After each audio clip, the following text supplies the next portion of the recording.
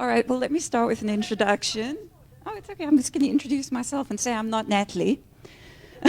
For those of you who know Natalie, she's in the back. My name's Jeanie. I'm one of the three of us at the Butterfly Effect. We're at the back, just on that side there. Just by way, let me just introduce us. A little bit about us. The last 2 years, I'd say, we took a bit of a sabbatical from our real jobs, which is actually training and consulting work. And we've been working in welfare, animal welfare, for the last 2 years or so. Obviously, our business has suffered a little bit, but in fact, the last 2 years have been incredibly rewarding for us. I'll speak for all three of us, actually. I hope that's okay. Anyway, so a lot of it was hands-on. A lot of it was working in charity shops for some of our sister charities in the area.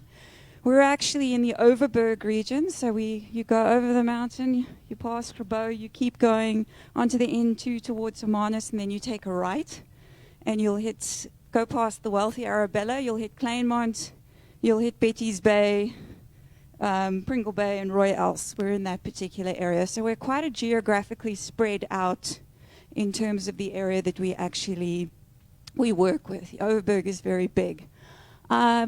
Within the last 2 years, we discovered that, and I think it has a lot to do with the lady before me said, that we cannot deny that there's a link between people, animals, and the environment we live in.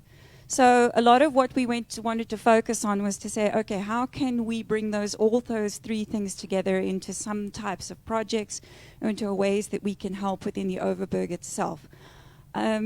We do every now and then stand on looking at working with hands-on stuff, but most of what we do is supporting those charities within our region. And we do that a couple of ways. Through our fundraising, which is donations that we get from all of the people over here in the Cape area that have lots of stuff that they need to throw out. We pick those donations up. We sell them at local markets. We've got a couple of markets in Pringle Bay. We've got a market that we do the Hickory Shack on the N2 monthly. We sell there, and we raise funds. We also do sales through networking in the disadvantaged communities, and I call it our franchise system. Okay, so we get people in, particularly women specifically, that we want to empower, and we actually have one project that we're working in Grabo area, where they actually sell to the local community, and we deliver the goods, and they sell them and make sure everything gets sold, and then they make a little percentage off the top of that. So it's just to kind of bring in our little business side to that kind of thing. Our work, you'll see we've done quite a bit of work with a lot of people. Actually, a couple of them are here today. Villiersdorp Cat and Dog Charity Shop specifically, we take a lot of donations to them. In fact, I think we helped them get started last year or this year. Cause, we've got two representatives from Cause at the back, which is the Kleinmond Animal Welfare. We've also supplied to Gauze. Okay. Rad, we've done some work on the human side. Handafat is particularly works with young kids in terms of music and teaching them music and that kind of responsibility through music. Siaka Educare Centers in Zwelichle in Hermanus. We also work quite a bit extensively on the human side. Sorry, the human welfare side, the people side. Kleinmond elderly communities. So a lot of the goods that we get aren't necessarily going to be sold into our communities like Grabo, etc. So what we do is we actually just donate those to the Kleinmond community, and they get used in the underprivileged community, let's say for the elderly or whatever it might be. And then also some wetsuits. Rather than going to poachers, we gave them to the lifeguard program in Kleinmond. So because our coast is quite extensively getting poached out completely on our coast. Our work, we focus on sterilizations, food, basic healthcare. We do a lot of fostering ourselves individually.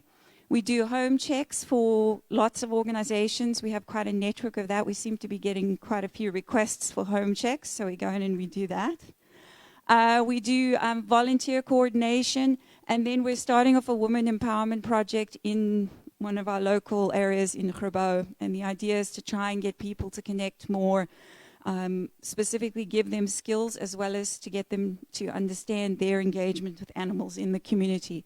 These are a couple of our projects. These are some of the ladies in Grabo with their goodies up in the top corner. This is Maureen, our entrepreneur. She's selling for us in Grabo. I don't know if you recognize this lady here. She's in the audience. I'll give a prize to anybody who can find her. Okay, and then it's just one of our fosters who was just helping us with some of our work there. She's an oldie, and we do tend to have quite a bit of a thing for the older dogs to try and get them homes for their last couple of years. Okay, so going forward, we just want to commit to projects that combine animals, people, and the environment.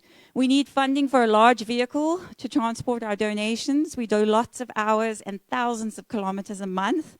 Just so that you know, we've only been around for the last 4 months, so we've been doing exceptionally. I think we're up to something like 8,000 kilometers for the last 4 months, going back and forth, delivering and donations. And then mainly to continue our relationship with our fellow charities. And I think it was spoken about a little bit earlier in your presentation particularly. We have the concept, and the whole concept behind the butterfly effect is to pay it forward, to help each other, that one small little ripple can have a huge effect, and that is the concept behind our NPO. So thank you. Thank you, Natalie. All right, guys, so that's the first section done. We'll stop for some tea and refreshments or coffee and refreshments shortly. And a shout out to Villiersdorp, because I went to school there, so well done. Glad to see someone stepping up there. Yeah, thank you guys for going through the first part. Head outside. Remember, no food, drinks, anything inside the auditorium, and smokes in the courtyard. Try not to crowd it. See you guys soon.